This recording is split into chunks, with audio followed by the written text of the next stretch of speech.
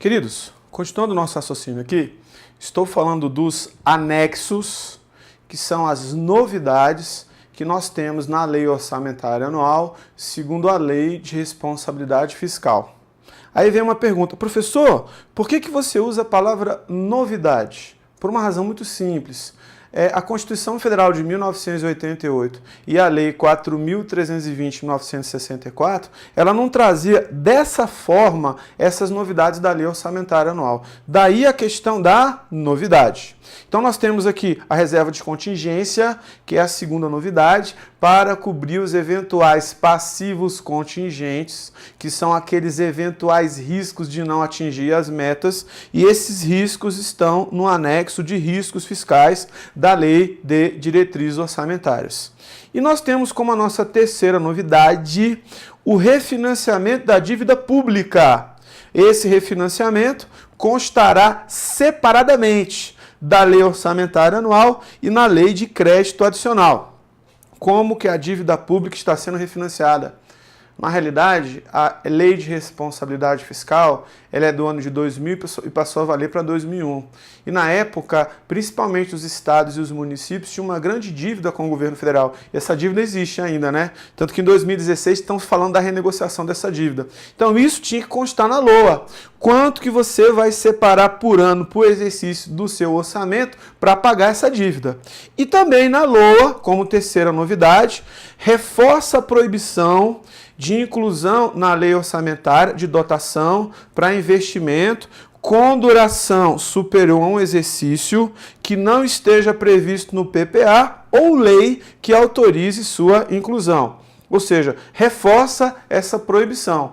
Não posso começar nenhuma nova despesa que não esteja, para mais de um exercício, que esteja em desacordo com o plano plurianual. Até porque o plano plurianual é um plano para o médio prazo, é um plano para os próximos 4 anos. Então não posso começar uma nova despesa se essa despesa estiver em desacordo com o plano plurianual. Essa é a terceira novidade da Lei Orçamentária Anual. Eu uso o nome novidade porque foi trazida pela Lei de Responsabilidade Fiscal. Bom, quando a gente estuda orçamento público, nós precisamos estudar os princípios orçamentários. Princípios orçamentários são princípios que norteiam o orçamento. Lembrando que nós temos 3 leis orçamentárias, PPA, LDO e LOA. Indiscutivelmente, esses princípios orçamentários dizem respeito à lei orçamentária anual, ao orçamento propriamente dito. Lembrando que o orçamento propriamente dito também pode ser chamado de lei de meios, que são os meios financeiros. Então, lei orçamentária anual, lei de meios. Então, nós temos vários princípios. Unidade e unicidade, princípio da legalidade, princípio da universalidade, vou falar sobre cada um deles, princípio da anualidade ou periodicidade, princípio que diz respeito ao orçamento bruto, vou falar dele também, princípio da exclusividade, princípio da especificação, especialização ou discriminação, princípio da publicidade, que eu já fiz uma citação a ele quando a gente elabora o orçamento e a gente publica o orçamento, já tinha falado dele. Temos o princípio do equilíbrio orçamentário, que é a questão da balancinha, que eu vou falar dele, não afetação, não vinculação da receita de impostos, princípio da clareza e o princípio da programação. Todos esses princípios orçamentários e princípios importantes. Então vamos falar sobre cada um desses princípios. Lembrando, quando a gente fala de princípio orçamentário, a gente não está falando da PPA, e a gente não está falando da LDO, a gente está falando da LOA, da Lei Orçamentária Anual. Estamos nos referindo à Lei de Meios. Estamos nos referindo à Lei de Meios Financeiros, que é a Lei Orçamentária Anual. Então, o primeiro princípio é o princípio da unidade. Segundo esse princípio, o orçamento deve ser uno. Só deve existir apenas um orçamento. Só deve existir apenas uma lei orçamentária. E não mais que uma para cada exercício financeiro. visa-se com esse princípio eliminar a existência de orçamentos paralelos. Exemplo, para a União, eu só tenho um orçamento, que é o Orçamento Geral da União. Para o Estado de Goiás, eu só tenho um orçamento, que é o Orçamento Geral do Estado de Goiás. Para Goiânia, município de Goiânia, eu só tenho um orçamento, que é o Orçamento do município de Goiânia. O orçamento é um só. O orçamento é uno. Só existe um único orçamento. Mas vem uma pergunta, professor, o orçamento não tem 3 peças? Tem. O orçamento não trata de 3 assuntos diferentes? Trata. Agora, o fato do orçamento tratar de 3 peças, tratar de 3 orçamentos, de 3 peças e de 3 assuntos diferentes, isso fere o princípio da unidade e unicidade? Não. São 3 peças da mesma lei. Então, o orçamento tem 3 peças. O orçamento fiscal, o orçamento de investimentos estatais e o orçamento da Seguridade Social.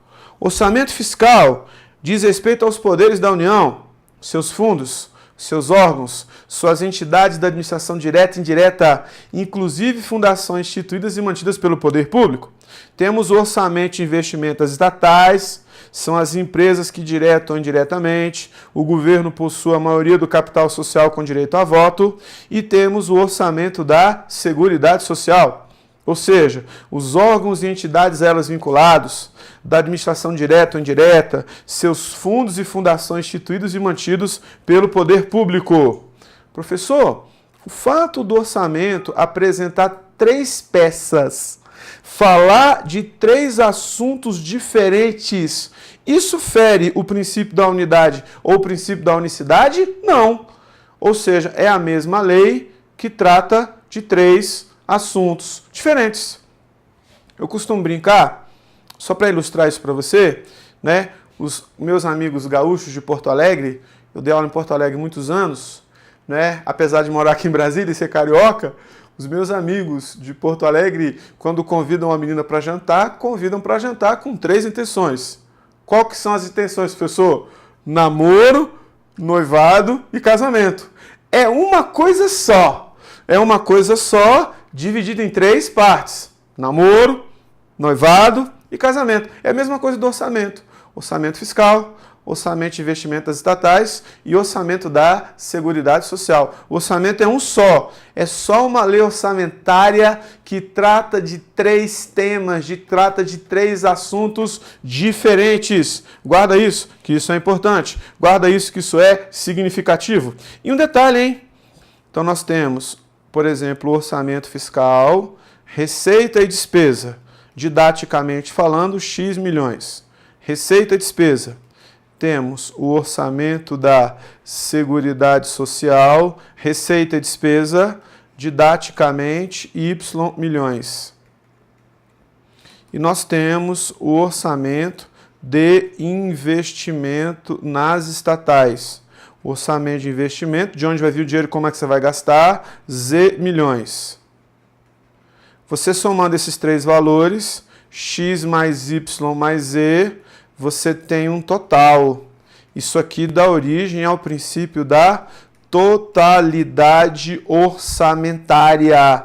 Professor, é mais um princípio orçamentário? Não. A totalidade, na realidade, ela é consequência da unidade. Ela é consequência do fato do orçamento apresentar 3 peças. Ou seja, totalidade é consequência da unidade. Totalidade é consequência do orçamento apresentar 3 peças. E vou dizer mais, existem algumas bancas que eles colocam sinônimo de unidade e totalidade, sem problemas. Então, tem algumas bancas, que não são todas, né, que trabalham dizendo que a unidade é sinônimo de totalidade. Se cair isso na sua prova, sem problema nenhum, sem nenhuma dificuldade. O mais correto é que a totalidade é consequência da unidade. É consequência do fato do orçamento apresentar 3 peças. Essa é a mais correta. Mas pode ser que numa prova ele aborde como sinônimo. Não tem problema, é admissível, tudo certo. Beleza? Bom, vamos para o princípio da legalidade. O orçamento no Brasil é uma lei específica, é uma lei ordinária. Lembrando, é uma lei autorizativa que autoriza o executivo a executar os seus gastos de acordo com os programas de governo, mas é uma lei ordinária. Quando a gente fala lei ordinária, é uma lei de iniciativa do chefe do Poder Executivo. E ela tem um rito. E a gente viu o rito da lei. Tem prazo para mandar para o Legislativo, aí vai para a comissão, aí tem que ter quórum para aprovar, vai para o plenário, aí tem data para votar, tem data para sancionar, tem quando veta, né, dentro do prazo, tem um prazo para comunicar o veto, e se votou, tem prazo para manter ou derrubar, e tem quórum, tem todo o rito. Ou seja, ela tem um rito legislativo próprio, com o cumprimento dos seus quesitos, inclusive sanção do presidente da República, né? Ou, no caso de promulgação, e o presidente da República, naquele prazo de 48 horas, não promulgar, quem vai promulgar é o presidente do Senado Federal. Então, eu preciso cumprir todo aquele rito legislativo. E outra coisa, hein? A lei de orçamento, depois de aprovada, votada e sancionada e publicada, tem que ser cumprida. Eu posso incorrer num crime de responsabilidade se eu autorizar algum gasto que esteja em desacordo com a lei orçamentária. Sem entrar um pouco nesse mérito aí, isso tem a ver com pedalada fiscal, deixar de pagar alguma coisa, segurar um pagamento, isso tem a ver com legalidade. Então o orçamento tem que ser cumprido. O dinheiro está entrando, vou autorizando os gastos de acordo com a minha programação financeira. Beleza? Temos também o princípio, que é o princípio da anualidade ou periodicidade. As previsões da receita e da despesa devem referir sempre a um período limitado de tempo. Ou seja, ao período de vigência do orçamento denomina-se exercício financeiro. Para cada, né, exercício financeiro, você tem a execução de um orçamento. Então, você tem um orçamento para cada exercício financeiro. Ou seja, em cada ano, em cada exercício financeiro, você tem a execução de um orçamento. No Brasil, de acordo com o artigo 34 da Lei 4.320 de 1964, o exercício financeiro equivale ao ano civil, ou seja, 1º de janeiro a 31 de dezembro. Então nós temos aí basicamente o ano civil.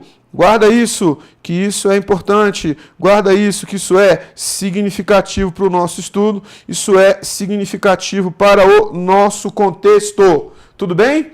Então, o ano civil, 1º de janeiro a 31 de dezembro. Agora, um detalhe bastante interessante.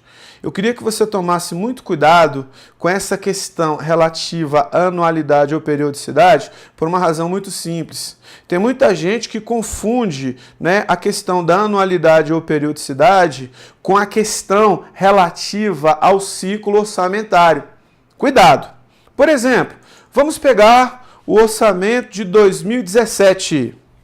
Tudo bem? Vamos pegar o de 2016. Orçamento de 2016. Esse ano é o ano da execução do orçamento. Ele vai ser executado de 1º de janeiro a 31 de dezembro. Isso é anualidade. Anualidade é isso aqui, ó. O orçamento cobre um período limitado de tempo. O orçamento cobre um exercício financeiro.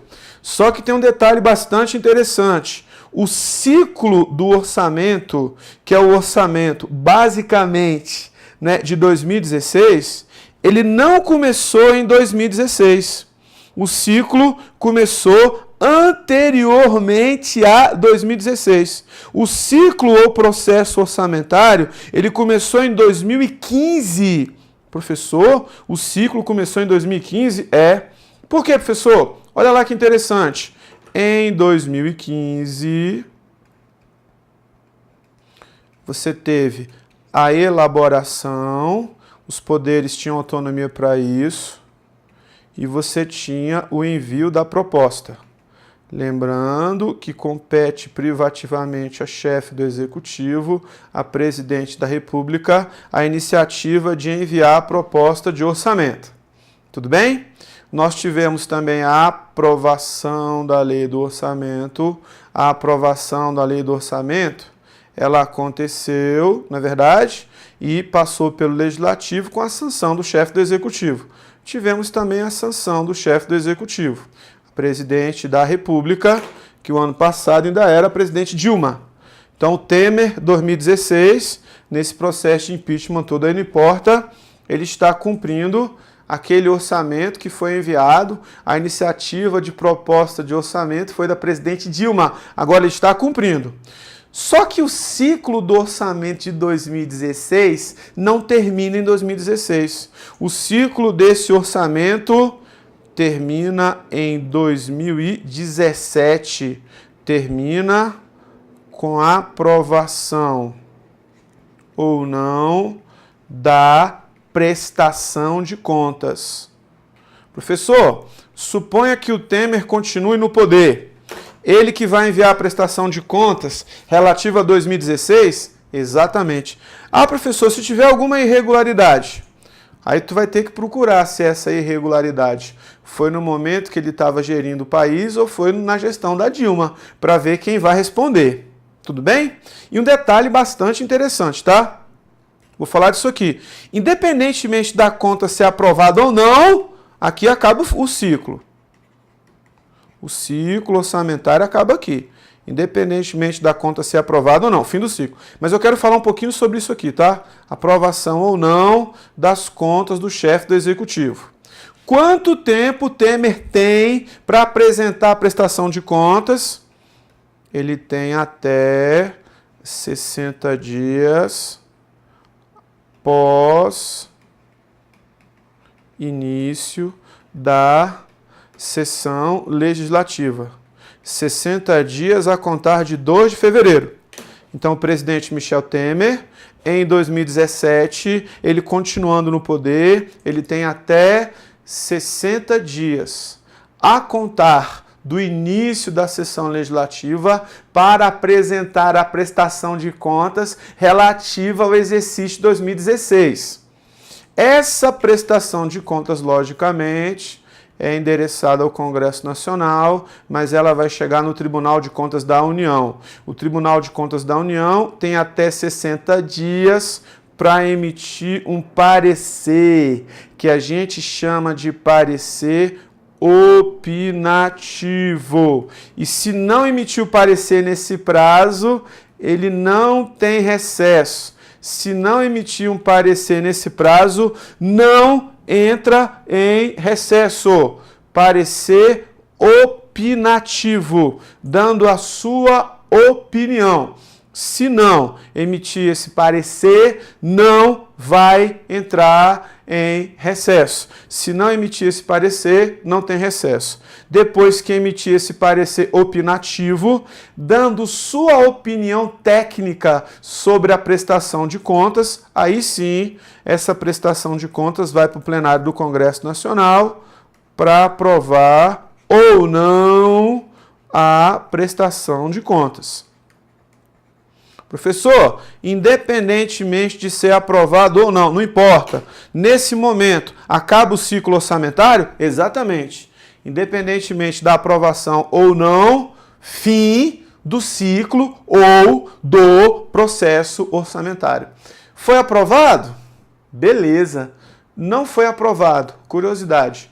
Junto ao Tribunal de Contas da União, você tem um ministério que chama Ministério Público junto ao TCU. Não tem nada a ver com o MPU. Ministério Público junto ao TCU. Esse Ministério Público junto ao TCU, ele pode oferecer denúncia ao Poder Judiciário contra a pessoa do presidente. Mas independentemente se acontecer ou não, o ciclo ou processo orçamentário já acabou. O ciclo ou processo orçamentário já terminou.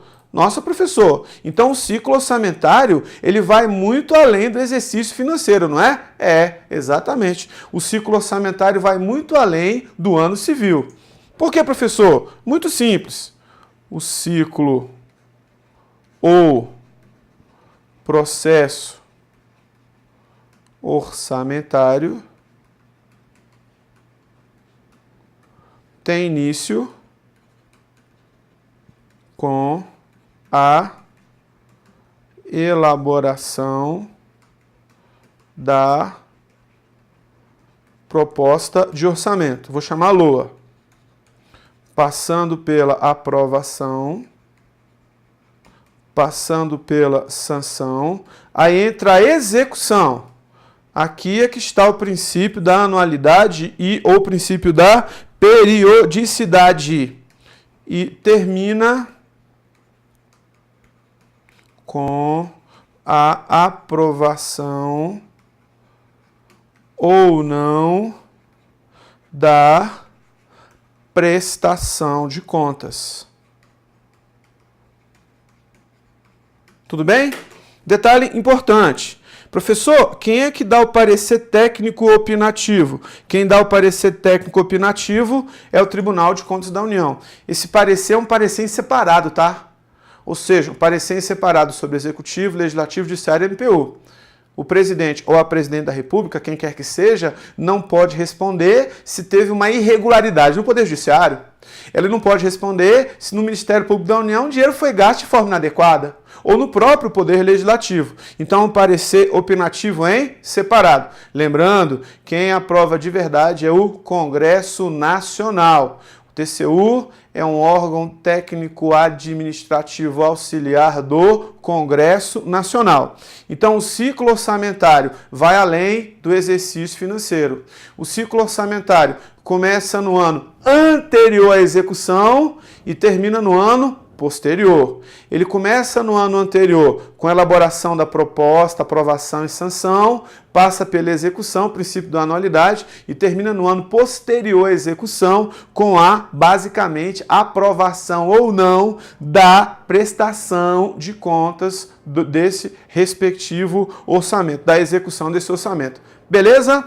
Não confunda ciclo orçamentário, também chamado de processo orçamentário, com o princípio da anualidade ou periodicidade. Anualidade ou periodicidade diz respeito tão somente à execução do orçamento, 1º de janeiro a 31 de dezembro. Beleza? Feito isto, vamos falar do princípio da universalidade, que é um princípio extremamente importante. O que significa dizer? Ele diz o seguinte: todas as receitas e todas as despesas, ou seja, todas as receitas e todas as despesas referentes aos poderes da União, referentes a seus fundos, seus órgãos e entidades da administração direta e da administração indireta, devem constar no orçamento, devem constar da lei do orçamento.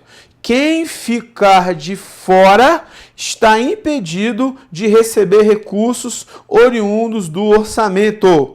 Quem ficar de fora não pode receber recursos oriundos da lei orçamentária anual. Eu preciso fazer parte daquele universo. Vou dar um exemplo didático para você aqui. Todo mundo tem que fazer parte daquele universo. Por exemplo, receita e despesa. Poder Judiciário Federal. O STF tem que estar lá. O STJ tem que estar lá. A Justiça Federal tem que estar lá. O Tribunal Regional Federal das Regiões tem que estar lá. Os TRTs tem que estar lá. O TST tem que estar lá. O TSE tem que estar lá. O TRE, os TRS tem que estar lá. Ou seja, todo Poder Judiciário Federal. Quem ficar de fora está impedido de receber recursos oriundos do orçamento. Poder Legislativo Federal. Legislativo Federal. Você tem a Câmara dos Deputados, você tem o Senado Federal e você tem o TCU. O TCU faz parte do Legislativo? Não. O TCU é um órgão técnico-administrativo auxiliar. Mas em termos de gasto, ele faz parte da mesma peça do Poder Legislativo. Temos o Ministério Público da União. Tem que estar lá o Ministério Público Federal, o Ministério Público do Trabalho, o Ministério Público Militar e o Ministério Público do Distrito Federal e Territórios. Se algum desses 4 ramos do Ministério Público não estiver, está impedido de receber recursos oriundos do orçamento. Lembrando que universalidade diz respeito ao universo de todas as receitas e todas as despesas, as duas coisas. E nós temos aqui também, dentro desse universo, tem que fazer parte também o poder, que é o poder executivo. Toda a administração direta e toda a administração indireta. A administração direta é formada dos órgãos, a administração indireta é formada das entidades. Não dá nem para escrever aqui que é órgão e entidade pra caramba. Todos os ministérios, todas as autarquias, todas as fundações instituídas e mantidas pelo poder público, né? Ou seja, todas as empresas públicas, estatais, dependentes, independentes, mesmo que recebam dinheiro para investimento, tem que estar nesse universo. Quem ficar de fora desse universo está impedido de receber recursos oriundos do orçamento. Isso é universalidade. Temos o princípio da especificação, especialização ou discriminação. Ele veda qualquer dotação ou autorização global. O que é uma dotação global, professor? É sem especificar. É sem fazer um detalhamento. Não posso. Tudo tem que estar especificado no nível de desagregação tal que facilite a análise por parte dos agentes interessados, o Legislativo e os Tribunais de Contas. Então, a discriminação da lei de meios será realizada no mínimo por elementos. Exemplo de elementos: gasto com pessoal, gasto com material, gasto com serviços, gasto com obra e etc. Tudo tem que estar detalhado, especificado, discriminado nos seus pormenores. É vedada qualquer dotação global de orçamento. Dotação global de orçamento é sem detalhar, é sem especificar. Exemplo do que não pode. Eu vou gastar 100 mil com a educação. Pode ser assim? Não. Por quê? Porque eu preciso detalhar. Primeiro, tem que trabalhar com um programa de governo. Por exemplo, vou gastar desses 100 mil, 20 mil com o programa de pagamento de pessoal. Eu vou gastar mais 30 mil, né, com o programa de reforma das escolas. Eu vou gastar mais 30 mil com o programa de informatização das escolas. Tá entendendo? Eu vou gastar mais 20 mil com o programa de merenda escolar. Tudo detalhado, tudo discriminado, sem nenhuma dotação global de orçamento. Dotação global é sem discriminar. Dotação global é sem especificar. É vedado. Agora, veja que a gente vai perceber que esse princípio tem uma exceção. Mas antes disso, esse princípio está presente na LDO da União. Ou seja, a discriminação da despesa face-á por unidade orçamentária, detalhada por categoria de programação ao seu menor nível, especificando os grupos de despesas, com as suas dotações, indicando a categoria, a esfera orçamentária, a modalidade de aplicação, que são termos técnicos, a fonte de recurso e o identificador de uso. Não se preocupa muito com esses termos aí, porque são termos técnicos do Manual Técnico de Orçamento, então são termos mais técnicos. Mas a ideia que você tem aqui é que a coisa é detalhada. Exceção à especificação, especialização ou discriminação é a reserva de contingência, né? Ou seja, a reserva de contingência, que é aquela, basicamente, para cobrir os eventuais passivos contingentes. O dinheiro está lá, só que não necessariamente você tem que determinar, você tem que especificar como esse dinheiro vai ser gasto. Lembrando que a reserva de contingência é uma reserva que serve para cobrir os eventuais passivos contingentes, e os passivos contingentes são lá do anexo de riscos fiscais, anexo de riscos fiscais lá da Lei de Diretrizes Orçamentárias, né? Então a reserva de contingência, dinheiro que você separa para cobrir os eventuais passivos contingentes, é uma exceção ao princípio da especificação, da especialização ou discriminação. Guarda isso, daqui a pouco eu volto. Um abraço!